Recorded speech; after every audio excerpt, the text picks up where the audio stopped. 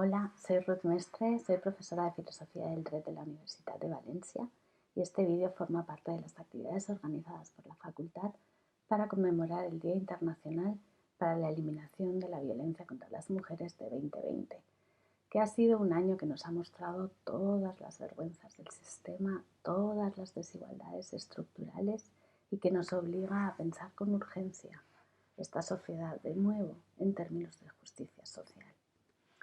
Como feminista, yo entiendo la violencia contra las mujeres como una forma de discriminación, que es como la entiende también la CEDAW.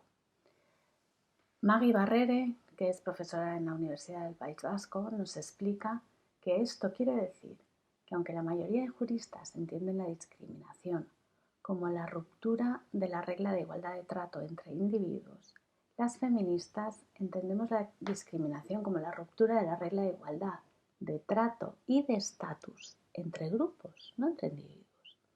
Y esto pone de manifiesto la existencia de relaciones de poder entre grupos sociales. Una forma de referirnos a estas relaciones de poder es hablar de opresión, que es un término que se ha utilizado desde la teoría feminista y por los movimientos feministas durante décadas y que a mí me gusta particularmente en el trabajo de Iris Young, como sabe mi estudiantado. Iris Young, esto que voy a hacer es parecido a lo que hizo Ruth Rubio en 2016 en el Estado de la Unión. Pero bueno, Iris Young nos propuso identificar 5 formas de opresión que sufren determinados grupos sociales. Y son formas estructurales, no tienen que ver con conductas individuales, sino que son relaciones estructurales entre grupos sociales. La primera es la explotación, cuando los beneficios del trabajo de un grupo pasa íntegro a otro grupo social sin que quien trabaja reciba compensación adecuada.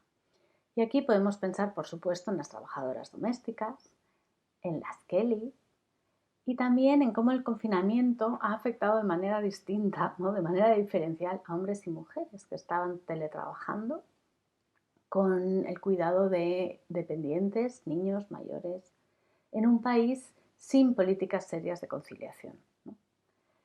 La segunda forma sería la marginalización, que ocurre cuando un grupo social queda excluido de la participación activa, relevante y reconocida en una sociedad. Cuando, digamos que queda al margen de todo lo que es importante, porque a nadie le importa lo que suceda con ese grupo. Yo creo que hemos visto con horror personas sin hogar que han permanecido en la calle en pleno confinamiento. Y hemos normalizado que hay gente que vive en la calle. Y hemos visto con horror también cómo todas las personas cuyas actividades laborales no son reconocidas como trabajo han quedado al margen de las ayudas estatales, ¿no? Desde luego, el ejemplo paradigmático son las trabajadoras sexuales que han quedado fuera de las ayudas y de la renta de inserción porque no son trabajadoras, de manera que ni antes, ni durante, ni después del confinamiento, socialmente nos hemos parado a escuchar cuáles son sus demandas, cuáles son sus necesidades o cuáles son sus prioridades. Young nos dice que los grupos sociales pueden sufrir asimismo imperialismo cultural cuando sus creencias, valores, cuando sus maneras de entender el mundo o sus experiencias son señaladas como inadecuadas, como inapropiadas o cuando son despreciadas, ¿no? Por el conjunto de la sociedad. Aquí, claro, habría muchísimo que decir porque la experiencia masculina se ha convertido para muchos, incluso para muchas normas y para muchas instituciones, en el paradigma de lo humano, ¿no? Y de ahí que las ayudas y los ERTEs se hayan centrado en los trabajos masculinizados.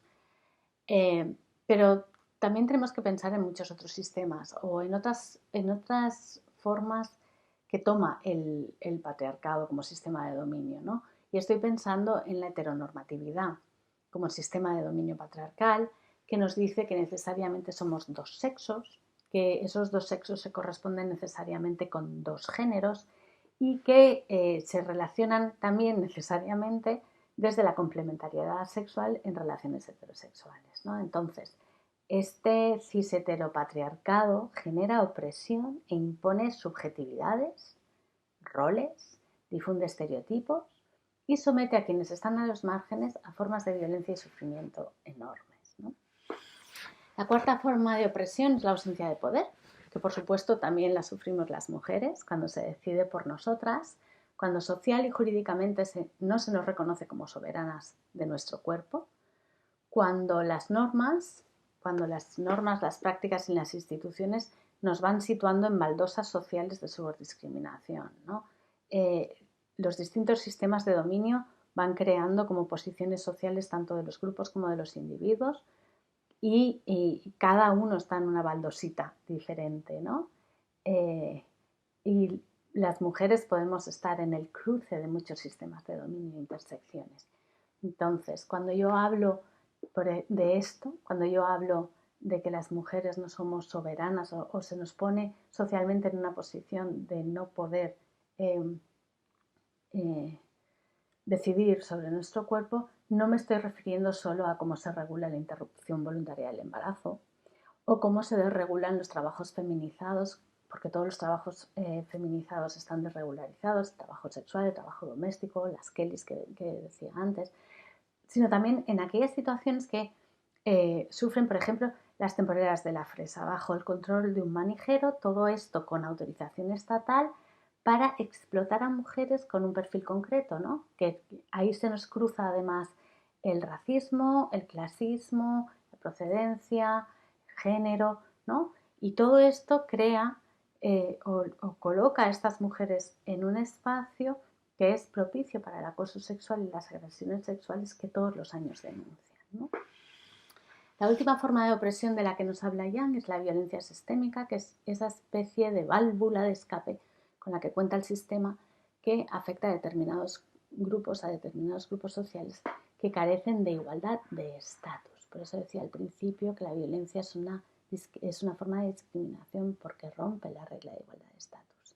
Y estamos hablando de mujeres, estamos hablando del colectivo LGBT, de personas racializadas, de personas pobres y, por supuesto, de todas las intersecciones entre los distintos sistemas de dominio, porque ya no hay un único eje, ¿no? A mí no me gusta que ahora toda esa realidad pase a ser denominada violencia, ¿no? Y comparto las preocupaciones pues, de Tamar Pich, de Patricia Lorenzo, de Maisa Maqueda, de Encarna Bodelón, de Elena Larrauri, de Justina Iglesias, de tantas y tantas penalistas y criminólogas feministas que nos advierten de que poner la violencia y el lenguaje del derecho penal y todo el potencial simbólico en el centro es problemático porque nos habla de una dinámica agresor-víctima que individualiza un malo y una víctima y oculta todo esto que hay detrás, toda esta opresión de la que yo estoy hablando, todo este contexto social, económico, jurídico y cultural que lo permite, ¿no? Todo el entramado complejo de relaciones de poder entre grupos y además oculta las diferentes experiencias de las mujeres en términos de violencia o esas distintas posiciones sociales en las baldositas que ocupamos diferentes mujeres, ¿no?